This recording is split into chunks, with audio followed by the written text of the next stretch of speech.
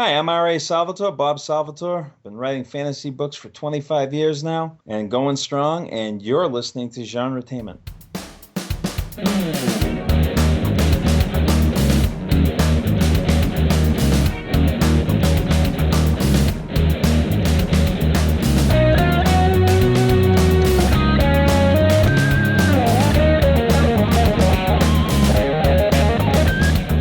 You're listening to GenreTainment. And here are your hosts, Marx and Julie. Hello, everyone. Welcome to GenreTainment. This is your co-host, Marx, joined as always with co-host Julie. GenreTainment is where we talk about what's happening in the world of books, film, TV, and tabletop role-playing games. We give you interviews with writers, game designers, directors, producers, and actors in both independent and not-so-independent creations. On this episode, we're chatting with author J.C. Mastro. He tells us about his science fiction novel Academy Bound and his short stories and anthologies Dragons of a Different Tale and Tales of Monstrosity.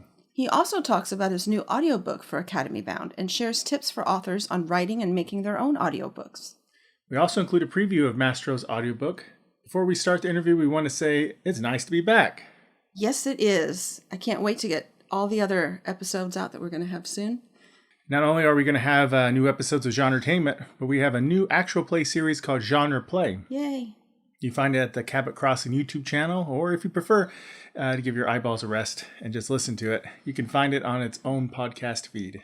Now, on Genre Play, you can watch us and our friends play different tabletop role-playing games like Call of Cthulhu, Tales of the Valiant, Daggerheart, and more. Genre Play will have new episodes nearly every week, and GenreTainment will be a little less frequent, more like once or twice a month for now. But if you want more GenreTainment, then you can let us know by joining our new Patreon, link in the show description. There, you can get bonus episodes and extra fun content. And if Patreon just isn't for you, please consider sharing, liking, rating, and subscribing our shows. All of these things will help them grow. And of course, you can show us support by buying copies of books from Cabot Crossing Publishing, like Dragons of a Different Tale and Tales of Monstrosity. And we have a third anthology coming out soon. We talk a little bit about that in the interview. Speaking of which, let's start the interview with J.C. Mastro. Welcome to GenreTainment, JC. Thanks. Glad to be here. Hey, we're glad to have you on the show. And of course, we worked together before. So, oh, yeah. Old friends. So first off, let's talk about what made you decide to pursue this. I feel like the odd man out. Yeah, we haven't met in person, but No. I mean, over the background of Zoom a few times, I think. Yeah. That's true. That's true. Yeah. But yeah, so I know JC from Seton Hill University from grad school. And then of course we worked together on Cabot Crossing fun stuff. So Yeah. So at least you've seen his writing, Julie. So you know that. Yeah. This right. Hopefully you enjoyed it a little. Yes. Maybe. All right. Well, let's talk about why you decided to pursue this. That's a wild and crazy idea of being an author. What started you down this path? It is kind of wild sometimes. Yeah, I it wasn't something that I'd always wanted to do. It wasn't like a, dream from being a kid or something. But when I did start out in college in my early 20s, I thought it could be fun to, maybe go do screenwriting or something, because I was a huge film and TV fan, Mm-hmm. So I started out pursuing that a little bit. And then, life and children happen, and I ended up being a stay-at-home dad really, really fast, and kind of put all that, going to Hollywood or whatever craziness out of my head. But yeah, as the years of doing that went on and the kids got old enough to all be at school, I'm like, I need to do something with my time. And I really started picking up reading and listening to audiobooks a lot, reading to the kids.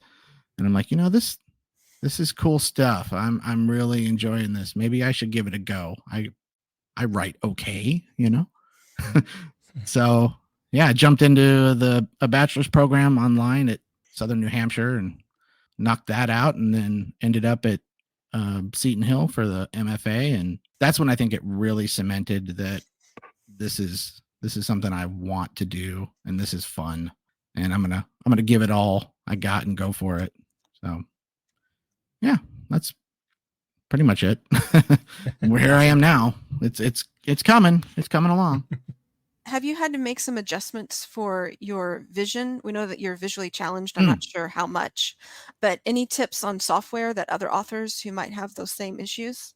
Oh yeah. I mean, it's definitely a challenge at times, being on the computer, but it took a while to find some things that work for me. The biggest thing I found for me is switching to the high contrast, the white text on black.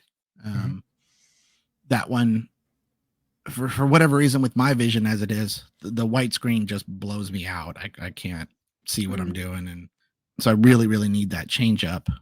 And learning the basic Windows settings, to get your font a little bigger and a nice good screen size and things like that.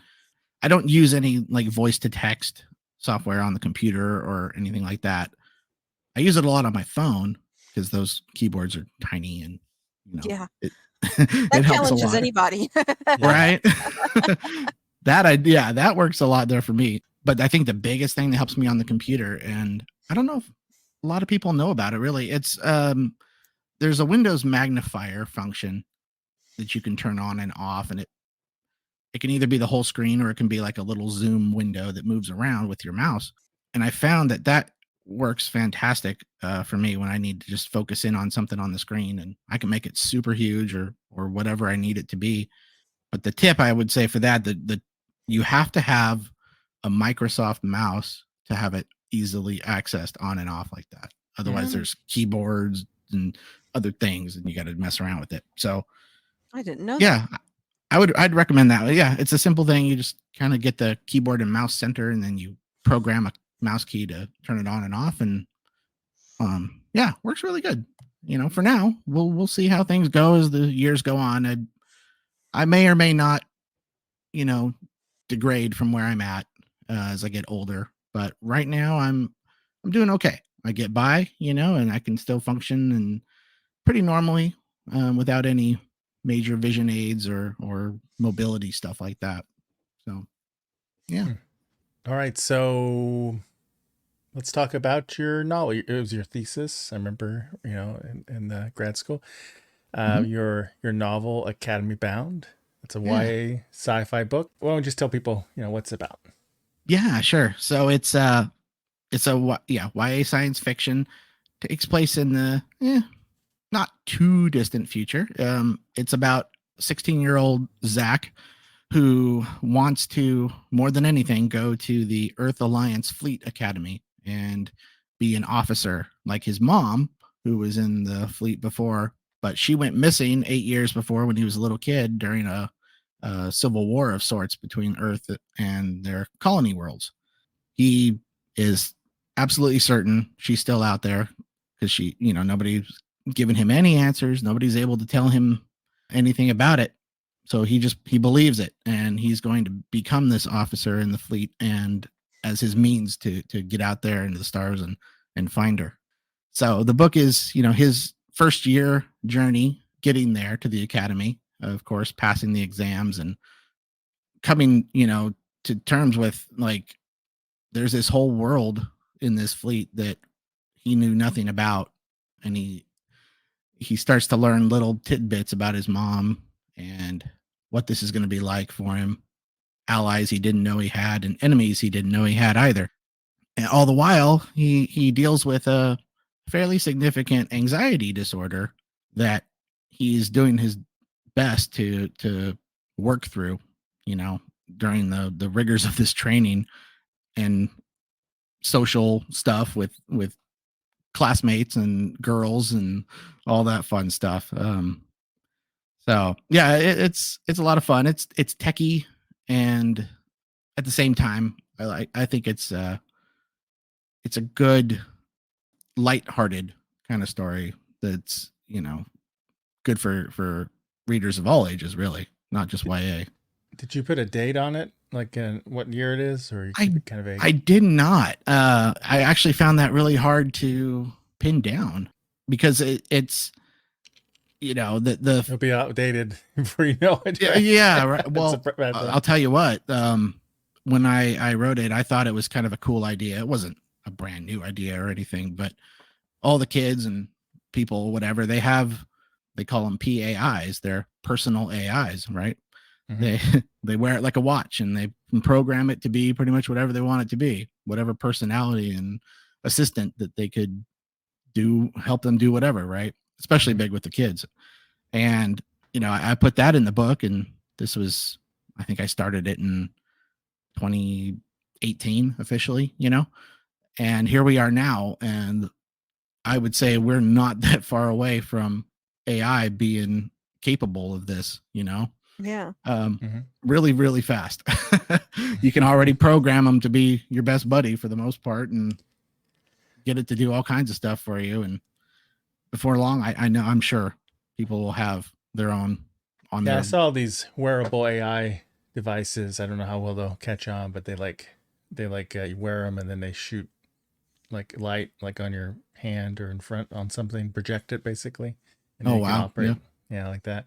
Like, And help then- me, Obi-Wan Kenobi, you're my only hope kind of thing. Not Right? exactly sure how it works, but yeah, it looked really interesting as a wearable, and then of course VR, Apple's Yeah. VR, and I think someone's coming out with, maybe it was Microsoft, maybe somebody else coming out with a laptop specifically geared towards AI use and stuff. Oh, geez. So, Yeah, I've already fooled around with the Copilot on Windows or whatever, and I don't know, it's okay.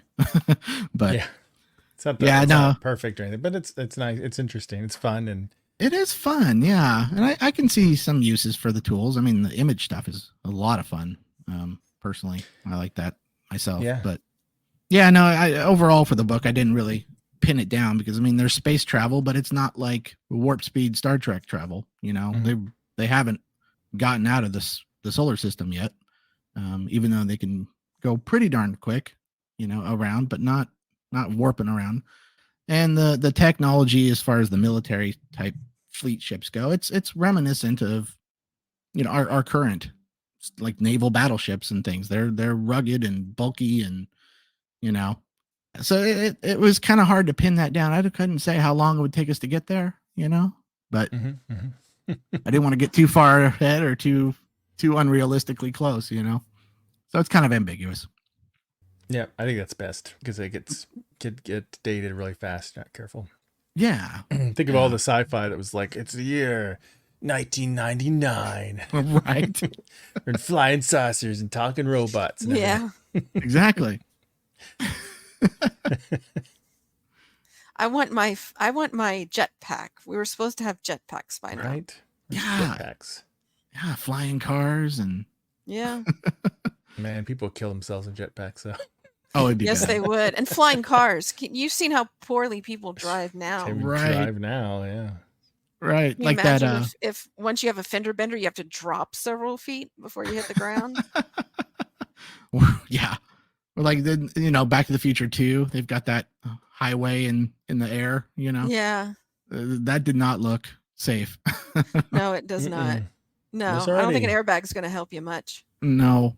There's already vehicles like crashing into houses, and they're careening off roads. Imagine they're Right. flying over you. Flying, yeah, land on top of a house. Yeah. So Academy Bound, did you like, what sparked the idea for that specifically, that specific story, and pursuing it as a space sci-fi? Well, it is definitely in a lot of little places an homage to a lot of the stuff that I grew up enjoying, and it was sparked by things like Star Trek and the Starfleet Academy, or The Last Starfighter. A big one was I was really into Babylon 5 back in the day. Yes, I love B5. Yeah, My screen over there. Yeah, yep. I love that. I kind of love that not too distant future, where it's still kind of, a little bit rugged and working things out. But I didn't want aliens yet. We didn't meet aliens yet in Academy. But yeah, just all those things that 80s and 90s sci-fi stuff that was kind of aimed towards a younger audience. Some of it was anyway, like Starfleet Academy, And I think the going for the YA came from reading a lot of those books to my kids and myself. Like, I hate to say it, but like Harry Potter was a big influence. The structure of the school, boarding school kind of thing, the Percy Jackson series, stuff like that. There was another big one that I was really into. It's the Michael Vey series, which does have a special tie-in to this book I could tell you about later. But yeah, no, I read that one. Yeah, okay. Yeah, those were good. I gotta say, as an adult, I watch like Percy Jackson and I watch Harry Potter, and I'm like horrified at how negligent these adults are with the children. Yes. Like, for these children to be getting into the dangerous situations they're in, I'm like, these are some terrible parents and teachers and Oh yeah. mentors. Like they're supposed to be protecting children, not shoving them out into wars. Right. It's almost a requirement in middle grade and early YA stuff that adults are stupid and Yeah. the kids are able to accomplish anything and save the world. And, Yep. Otherwise, the parents would do it, right? Yeah, Right. exactly. They need the kids to save the day. Well, you seem to really enjoy writing young adult or YA. What is it about YA that draws you to that particular genre or style? Yeah, I think, so the YA has a pretty broad range. You can go from the lighthearted spec fic genre stuff like Percy and, stuff like that, all the way to the really heavy, deep issues, sex, drugs, whatever, in high school readers. Personally, I lean in tone towards the lighthearted stuff, and I think that's what drew me into it.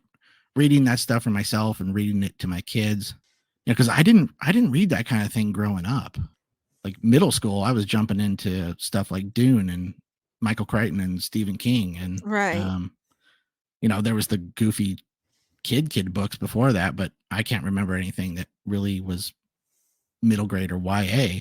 I didn't really discover it until an early adult with those series like that. And I just thought this is a lot of fun. It doesn't have to take itself seriously. The tone is lighthearted, and the characters can be fun, and the situations can be crazy and goofy. And I just it made me enjoy reading again a lot, and I made me want to try to give that to younger readers too. Maybe they haven't gotten into books much, or they're just starting out, and hopefully they'll pick that up and enjoy it too, and also maybe get inspired by it in one way or another. That's my hope anyway. I went back through the book recently through the audiobook I just got going on, and I realized, well, okay, maybe I wrote this a little more upper YA, with language and stuff, but still, I definitely think that it gears towards lots of readers, in that broad range. Mm-hmm. There's a lot of great YA. Hunger Games, of course, and Yeah. all sorts of stuff. So you've written and edited for the last two anthologies from Cabot Crossing Publishing, and The Dragons of a Different Tale and Tales of Monstrosity. You have a short story in each. Can you maybe tease a little bit about those short stories, what they're about? Yeah, sure. Well, it was a lot of fun to do the anthologies, and I'm looking forward to doing more with you guys. But it was also a chance to do something just fun. The themes were a lot of fun. Dragons and monsters. And Yay, dragons. that's right. That's sort of like become my thing now, apparently, that everybody thinks I have like this total dragon passion thing and gives me dragon stuff, or look, there's a dragon on TV, or Yeah. I You mean, get associated with it. right, and that's fine because dragons are cool. But yeah, no, I wanted to do something fun, and actually it took me a long time to come up with a concept for the first one for dragons. But that story, it's called Spirit of the Dragon, and honestly, I don't remember where this inspiration came from, but it is about a crazy heavy metal band who love dragons, and they've made their whole motif about dragons, dragon metal, and they're called Dragon Fraggin. You have shirts, right? That's right. I got shirts. I wrote the song in the story too. I hope someday somebody will write it or actually compose it. But yeah, so that's about this crazy heavy metal band, and they go searching for this ancient book that they hope will give them something cool to use as new lyrics for their next hit album. And I don't want to give a whole lot away, but something don't give it quite away. interesting and unexpected happens. So, and then we move into the Monsters anthology, and it's actually the second story is in the same universe. It's called Magic Land Mischief, and it features the same antagonist from Spirit of the Dragon. In that story, he's called the Boatman, and this one he's called Druid Guy, but he's the same character. This time, it takes place in a theme park, which I guarantee you will recognize, but isn't exactly the same theme park. And he causes a lot of trouble when he brings the animatronic characters to life. So Mischief, Mayhem, Abraham Lincoln, it's a lot of fun. So yeah, so I'm looking forward to the next one because he's going to come back yet again. Nice. Yeah. Is there anything else you want to hit about the upcoming story? Oh. I don't know. You're probably still writing it, right? I am. Yeah, I am. But I will say that it involves a very well-known fan convention that we've all attended, and cosplayers. And yeah, the Boatman Druid Guy makes a return.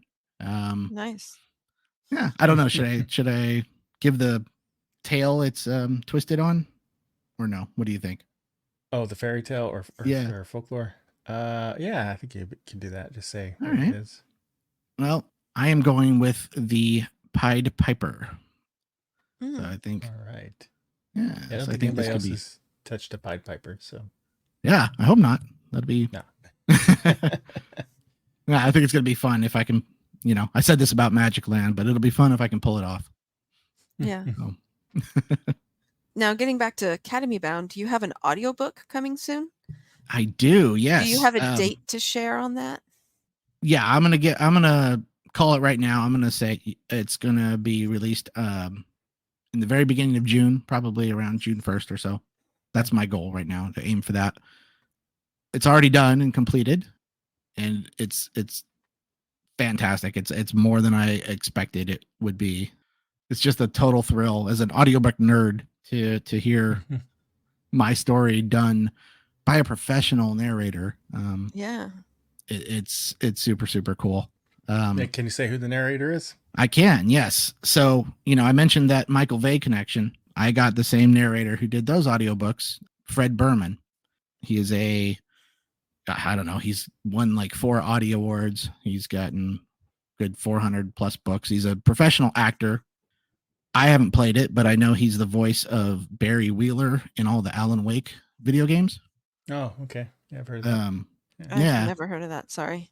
I've heard of it. I don't do video games. They're a popular video game. Yeah. I've never played it, but, and I guess he's full-time, plays Timon in Lion King on the Broadway. So. Oh, cool. Yeah. So I'm guessing that was quite a thrill to hear it the first time. Oh gosh. Yeah. Yeah. I mean, it sounds silly, but I was like all giddy and goosebumps and like, oh man, because I put this up as a your basic Audible ACX production to see what kind of auditions I would get. And I just nothing was resonating at all. So I said, you know what, I'm going to give this every chance I can. And I'm going to go for broke, and I'm going to reach out to some major narrators that I know and like to listen to, and see what happens. And Fred was not only receptive, but he was totally into it. I've gotten a lot of praise from him after reading the book, which has made me just elevated my spirits big time. And it was so worth it to do that and go that route. He's just a very cool dude. So I cannot wait for everybody to hear this, and I'm working hard on the release plan. And yeah, it's going to be exciting. Any tips you want to share with maybe an author who might be listening who wants to try an audiobook? Oh On gosh. that challenge? Well, I will say this, do it. However you choose to do it, do it. Not only is it just really, really cool as an author, if you like audiobooks, I'm assuming, I mean, to hear your work, performed and read like that, it's so cool. I mean, on the practical side, it's a whole nother revenue stream for your book, and a whole nother way to reach your audience and reach more people. So it's worth doing. You got a lot of ways to do it. There's royalty share where it doesn't cost you anything, or you can hire a professional narrator, or everything in between. And then, you can launch on Audible, you can launch on Findaway and Spotify, and there's all these platforms now and ways to do it. You could even sell it, independently. But where are you launching yours at? Do you know? I think I'm going to go wide with it. Okay. Audible's the big dog in town, but I think I like that idea of being able to reach more people. Spotify has taken off, I guess, and a couple other platforms like that. And, from the author marketing side of it, going to have the ability to use it as a, what you call a reader magnet to help build a fan base. So yeah, I've got working on big plans. So awesome. Yeah, thanks. Yeah, I'm excited. Okay, that is amazing. I say, standing in front of the geometric pattern flight simulator dome with my mouth hanging open like a dork. Reminds me of the old Epcot Center in Florida, Joel says. Disney World for fighter pilots. Anxious butterflies beat around my insides to get into the simulated cockpit. Inside the dome is a multi-level complex with dozens of full-size flight simulators for different style fleet craft. So what are your long-term plans for Academy Bound? Might it be maybe a trilogy or even longer, like a series, or are you going to leave it at the one book? No, I've definitely got a series in mind. It's not fully fleshed out yet, but I've already begun work on number 2. And in fact, if you little sales pitch, if you get the hardcover, the special edition hardcover, in the back is a sneak peek of the prologue from number 2. So that's a little something that you can look for. But Nice. yeah. So I number 2 is in the works. I initially planned it kind of like a 4-book series to at least cover Zach's 4-year journey through the academy. After that, we'll see what life becomes for him and what journeys he'll take after that. But I do have a spin-off series planned that's with another character from this book in this series that I envision it to be kind of a lot of fun and maybe a little Starship Trooper-y, So more like the movie and not the, I don't know. I haven't read the book, but more like the movie. Does it mean they're going to be aliens? Is that what you mean? Maybe. We'll see. We haven't found them yet in this universe, so who knows? But yeah, no, I've got plans to keep it going for a while. It's going to keep me busy for sure for at least a while. Well, cool. That's good. Awesome. You have any other projects in the works that I'm unaware of? Anything else you want to mention? Gosh, no, nothing really right now, other than the anthology story and number 2 and releasing the the audiobook. Kind of take last year off, so I haven't really gotten back, in the swing of things yet. But I'm working on it, and we'll see how things go. Right now, it's just number 2. I need to. Everybody who's read it is like, when's it coming out? So I'm like, okay, fine. I'll get on it. So it's a good. That's where I'm at. Yes, exactly. Yeah. I can't complain. Awesome. Well, I hope the audiobook does really well. Look forward to it. I'll definitely. I listen on Spotify a lot, so that'll be really fun for me to click on over. Fantastic. So I think that we covered most of it. I just would say, maybe, is there another tip you would like to share for authors that might be listening, or people who want to be authors, that maybe would be good for them to know? I think the biggest thing for me that I learned pretty early on is to celebrate the little victories that you give yourself or that happen as you write or in your authoring career. You're going to get a lot of feedback that isn't always positive. You're going to get days where you don't want to write, or your mood isn't feeling up to it, or life gets in the way, right? Mm-hmm. But I found that if you can just latch on to the little things, even if it's as simple as, ooh, I just wrote a really good line right there. I like that one, Mm-hmm. Grab onto that and keep going. Pat yourself on the back that little bit. It's okay to do that, and just keep moving forward, looking at those little positive victories that you've given yourself or that you've earned, and don't give up on it. It's okay if things don't work out, if it's a bad day, if you don't write anything. Forgive yourself for that. Pat yourself on the back for the good stuff and keep going. It'll all pan out and you'll achieve good things. Yeah, I think that's good advice. I noticed like in a lot of writers for a while in the indie community, at least, were just like they feel like they have to pump out novels super fast. Mm-hmm. And I feel like now people are kind of like burning out and realizing that there's a different way. So. Oh yeah.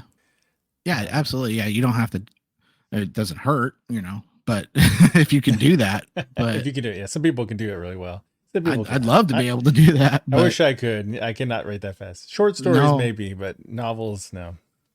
No, I can't either. Yeah, you've pumped out short stories really quickly. Yeah, I can do that with short stories, but novels, I make it too complicated. It's too too many threads. Yes, you do. Well, I've something that I learned or sort of realized actually is like, that going through the program like we did, we had how long? 2.5 years or something to work on that thing.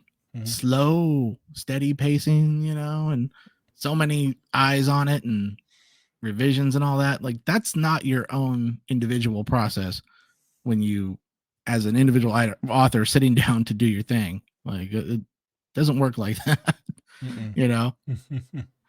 Nope. So you got like a really awesome critique group or something, I guess. I guess you could, right? But yeah, it's different. I'm glad to see that your book's doing well. You got the hardcover out. You got the audiobook coming out, and working away on episode 2 or book 2. I mean. Yeah. Thanks. I'm glad to have been down this journey. It's fun. All right. Well, before we go, why don't you tell everybody where they can find you and your work? Yes. Well, you can get me on all the socials at JC Mastro Author. Have any questions or whatever, shoot me an email there, jcmastroauthor@gmail.com. You can find all the books on Amazon or any other bookseller that you frequent online, Barnes & Nobles, whatever. Ebooks and print. There's paperback, there's hardcover. Yeah, go get it. And then look soon for the audiobook. It'll be pretty much wherever you get those two. Audible, Spotify, whatever. June 1st. That's the plan. June 1st. Awesome. June 1st. Yep. All right. Well, thanks for visiting us on GenreTainment. And I'm sure we will be talking to you again very soon. Absolutely. Thanks for having me. Thank you. Yes, we got to get out there and we'll make it happen. Hi, I'm supernatural thriller author J.F. Penn, and you're listening to GenreTainment. Thanks so much for being on the show, JC. We hope the audiobook is a hit and look forward to book 2 in the future. Well, I think that's a wrap for today's episode. Until next time.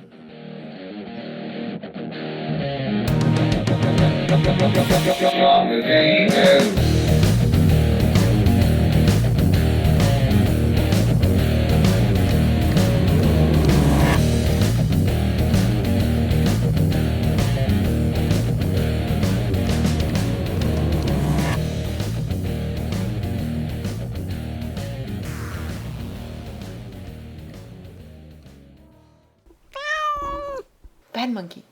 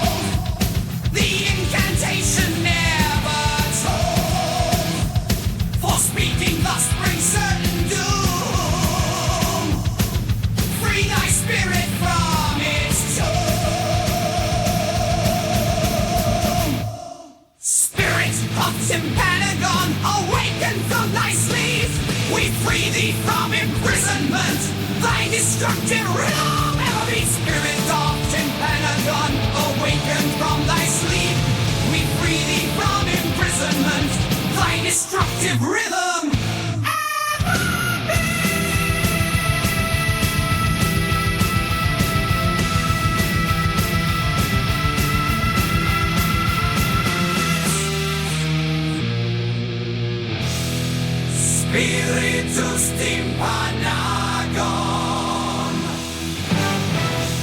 da somno exsuscitat, ex carcere te liberamus, unquam excitat